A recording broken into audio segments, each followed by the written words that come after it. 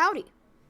We're going to check out times NBA fans went too far. Sometimes NBA fans can go way too crazy into the team they support.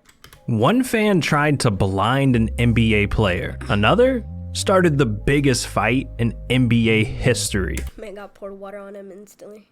These are the times NBA fans went too far. Nothing compares to the time Russell Westbrook had to fight a grandpa. Imagine a grandpa. Bro, you're gonna stand up. Your legs aren't even gonna move correctly, bro. You're gonna Bro, look. This is the grandpa right now. Oh, my back. Like, bro, you're not gonna hit anyone. I promise you that. You're not gonna do a move anytime. being 70 years old and trying to square up 70 as well with an NBA player. Well, in 2016, it was the opening night for the season in a game between OKC and the 76ers. For once, Philly fans had something to look forward to. Joel Embiid's first game of his career. I mean, Philly had 3 straight seasons where they only won 20 games, or even less. My heart goes out to you guys. It's been a rough few years. So, the fans were riled up about Embiid's debut. From the jump, the arena was buzzing. Even though Westbrook was on the other team, he was loving the energy. He lives for these moments. The game started, and things were going Philly's way. The Thunder were down 18-7 with 5 minutes left in the first. But then, they got a steal. They passed the ball up the court to Westbrook, and he drove all the way to the rim through 3 Philly defenders. Somehow Westbrook finished this acrobatic shot, and he was feeling himself. He felt a comeback was on the way, and he taunted the crowd a little bit. But a certain grandpa wasn't having any of that, and he let Westbrook know what's good. He flipped the... I can't tell if I should go like, bro, respect? Because he actually had to do that. But also, it's not cool to flip off someone that's probably making more money than you. The veteran play by Westbrook. Damn. He's like that. Yo, someone go get your grandpa out of this arena. You shouldn't be doing this stuff like this, grandpa. Man's grandpa. You're gonna break your back. Oh, hippie. You're gonna break your back. This man didn't just give him one hand, he threw up a McDouble. Ooh, this grandpa's savage. But for real though, you can't be throwing up McDoubles at an NBA game, alright? Yeah, exactly. Especially when the cameras catch you doing it for the whole world to see. Makes you wonder how something like this even happens. Well, the grandpa said Westbrook started it. He told security that Russ called him fat, but they didn't care what he said. They just threw grandpa right out. Later on, he issued a public apology to Westbrook and the entire 76ers organization. So we never got to see that Westbrook versus grandpa boxing match. Damn. Man. And my popcorn ready and everything, man. Same. But speaking of old white men, imagine being a billionaire, you know, with a B, and starting a fight with an NBA player. Exactly. Well, that's exactly what happened during Game 3 of the 2019 NBA Finals. A minute into the fourth quarter, all the pressure was on Golden State. The Raptors were up 96-86, so with the game close, Quinn Cook flew down the court, caught a pass, and drove in for a layup. But Ibaka unleashed his inner LeBron and chased him down, sending a Look at this. shot to the sideline. Clapped. So with the ball flying into the crowd, Kyle Lowry dove into the seats trying to save it. And that's when this happened. Warriors investor Mark Stevens not only shoved him, but told him multiple times to, quote, himself. Hold up. This dude really trying to pick a fight with a 200-pound NBA player? Man, he's lucky the cameras were rolling. And it'd be one thing if it was just some normal fan that did this, but Kyle was shoved by a billionaire Warriors owner, Mark Stevens. Being a team investor means you represent the NBA. So the league was furious when they saw this clip. I would be too. They slammed Stevens with a $500,000 fine. Bro, I would have went 5 million. Or even more than that. Like, bro, telling being a billionaire and telling a basketball player to F off or F themselves is like so wrong, because like Whew, damn. But it only got crazier. They threatened to fine him $100 million. They should have. They should have. If he didn't drop a like and subscribe to the channel. Exactly. And they finna fine you too. Yeah, I'm talking about you. I know you ain't got bread like that, so don't risk it, dog. But anyways, the You should do NBA the same realized thing in this video. You shouldn't risk it. that money wasn't enough, and they really wanted to make a point. So they banned him from attending games for an entire year. This dude owns a team, and he can't even watch them play. Imagine that, man. Although, in my eyes, he still got off easy, because when Kyle heard billionaire dude telling him to f off, he almost knocked him out. Anywhere other situation, if it wasn't in this situation, things may have been, they probably would have been done differently, handled differently by me. You know, understanding that, like, I have 2 young children, and, you know, to being able to hold myself to a certain standard, which I do. Yeah. I hold myself to a high standard. I got to make sure that I uphold that. What a humble way to say he would have kicked his ass. But at least that fan didn't try to blind Bro, this guy looks drunk. him. Yeah, you heard me right. James Harden was nearly blinded by a fan, and this moment came back in 2016 between the Rockets and the Jazz. And if there's one thing you should know about Utah, it's that they got the wildest fans in the NBA. But this time, they took it way too far. It was late in the third quarter, and Harden was right at home, walking up to the free throw line. Yeah. Everything was pretty nice. normal until something shined in Harden's eyes. They had a camera with a flash. I mean, really, James Harden, is it that big of a deal? You're about to attempt to look like you're going to throw a ball? Yeah, I'm gonna have to hard disagree with announcer man here. Yeah. This is a big deal. That fan wasn't using a camera flash like he said. It turned out that he was shining a laser pointer directly into Harden's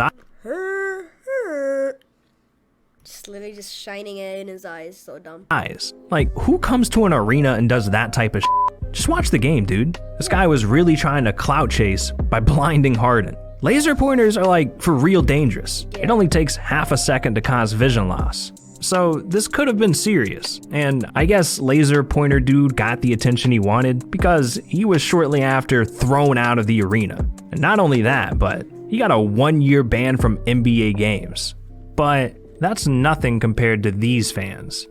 They started a city-wide riot, and I don't blame them. It was honestly LeBron James' fault. When Bron came into the league, Cleveland sports hadn't experienced I remember this. It was like, I remember watching this as a kid because I was like into basketball.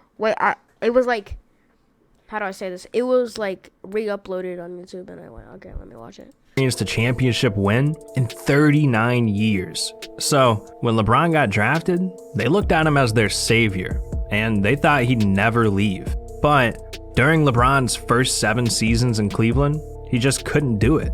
The organization and team around him was just light years behind. And after years of failing, LeBron had enough. In the summer of 2010, he was a free agent, but Cleveland fans weren't worried about him leaving. I mean, how could he? He grew up there. Well, ESPN announced there'd be a 75-minute special announcing his decision. And with fans all over the city watching, this happened. The answer to the question everybody wants to know. LeBron, what's your decision? In this fall, man, this is very tough. In this fall, I'm going to take my talents to South Beach and join the Miami Heat. Miami Heat. That was the conclusion you woke up with this Yeah, morning. the people hated this. I didn't understand. I mean, yeah, like the person who got multiple dubs in your team leaves, kind of makes you like mad. That was the conclusion I woke up with this morning. Damn. LeBron really devastated his own city in front of the entire world. People were literally going to lose their jobs, lose their joy for basketball games, and lose their hero because of this. He made it a publicity stunt, all for him. So the fans reacted exactly how you would have expected them to. But the lasting memory of tonight will be this shot, his burning jersey in Lakewood. How arrogant to get on national TV and slap the city and the team that supported you since you've been in high school straight in the face like that. He took a whole team away. There's other players out there. There'll probably never be another LeBron anywhere soon.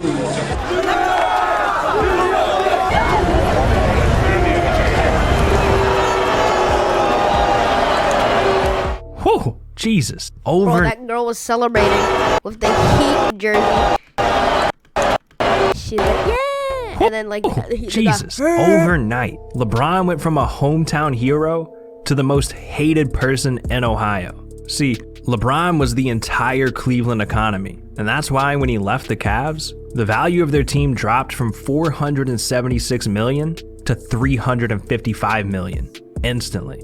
Just think about that. $121 million disappears from your team in a split second. Damn, I feel bad for the Cavs owner. But see, LeBron just wanted to better his career. He saw a championship opportunity in Miami. And come on, man, it's Miami. You'd be crazy to not choose Miami over Cleveland. I'm just saying, dude, come on. But the fans forever felt some type of way. So during that next season, when the Heat came back to town, they didn't let LeBron off easy. LeBron came into the arena, and it was one of those situations where a 6'9", 250-pound man actually needed security. I mean, it looked like every single person in the crowd was ready to risk it all. Everyone was booing, signs with insults calling LeBron a traitor and quitness. Every time LeBron got the ball, Bro, the crowd let him. Making fun of a basketball player is just giving them more energy to keep going.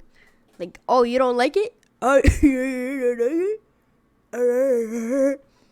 it's not gonna work. You're just making him more powerful. It's dumb. No, they didn't love him at all anymore. But he didn't care. Him and the Heat came in with a point to prove. Yeah. And LeBron went to work.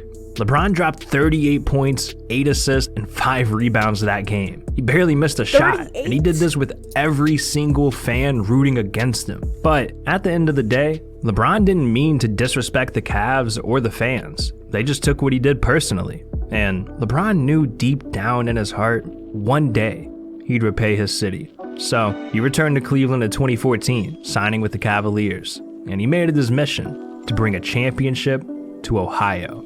And just 2 years later, he did it. In 2016, the Cavs came back from down 3-1 to the Warriors. And LeBron did what no one ever could do for the city of Cleveland. He ended the championship drought and won everyone's hearts back. All right. Citywide riot, check. Player nearly getting blinded, check. But a fan starting the biggest fight in NBA history? Now that's something we gotta talk about. The Malice at the Palace was one of the most infamous moments in sports history. And it all went down November 19th, 2004, in a game between the Pacers and the Pistons. Coming into this game, there was a ton of hype. Detroit had just knocked Indiana out of the playoffs the year before and went on to win the championship. So, coming into the Pistons arena, the Pacers had revenge on their mind. This was the first time these two teams faced off since then, so the game was nationally televised on ESPN. And with all the bad blood there, everyone was watching. From the jump, the Pacers controlled the game. Ron Artest was playing out of his mind, and he dropped 17 points in the first quarter. But it wasn't long before the game got physical. The crowd got crazy, and the Pistons got heated. The Pacers completely dominated the entire game. Ron Artest and Jermaine O'Neal combined for 44 points. So there wasn't much Detroit could do.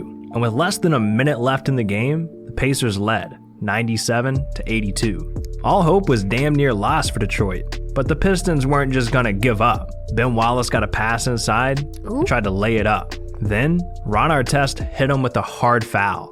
It could have been left at that. Ben could have shot his free throws, then a minute later headed home. But Ben said, "F that. We gotta square up, dog." And it's safe to say that's when all hell broke loose. No, but we do have Ben just went after our test. We got trouble right here in the Motor City. We got big trouble here in the Motor City.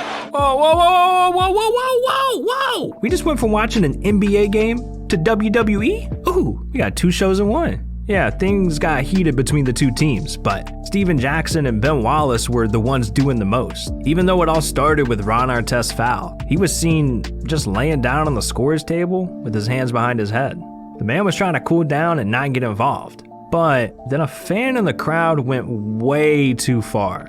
This dude threw a full Diet Coke right at Artest. And well, this turned the entire arena into chaos. You have to walk past the Pacer bench to go. Now Yeah, Artest has jumped over the scores table and is trying to get down to the bench. Oh, grabbing Artest the is in the guy. stands. Oh, this is awful. Fans are getting involved. Steven Jackson's in the fans. Oh, he's gonna. Oh, bro, he just got into the hit. stands. The security trying to somehow restore order. Holy f***. What is even going on? Players were literally beating up fans in the stands on live TV. Nothing in NBA history compares to this. And the chaos kept going. The fight boiled over onto the court, fans and players were swinging at each other, and eventually the game was called off, and security tried to escort everyone off the court. But as players were leaving, the fans started throwing drinks, food, shoes.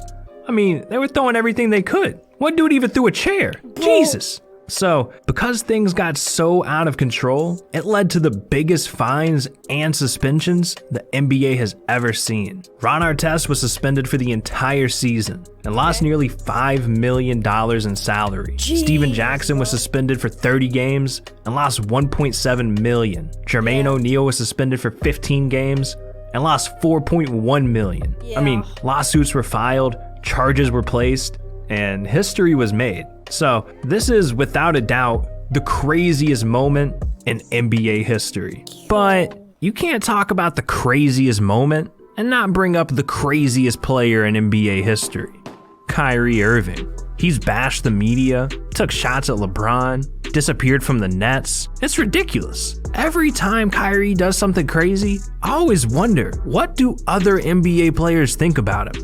Oh, you want to find out? Well, click on. Kinda no, but that's a good way to end the video off. That's an interesting way to end it though, because like knowing that there was a big fight in just one area just really just goes, wow, bro, that's crazy. But it's crazy because like, bro, it's just, and your job is involved, or like what you're playing is involved. But yeah, hope you enjoyed this video. Leave a like and subscribe, and I'll see you guys later. Bye.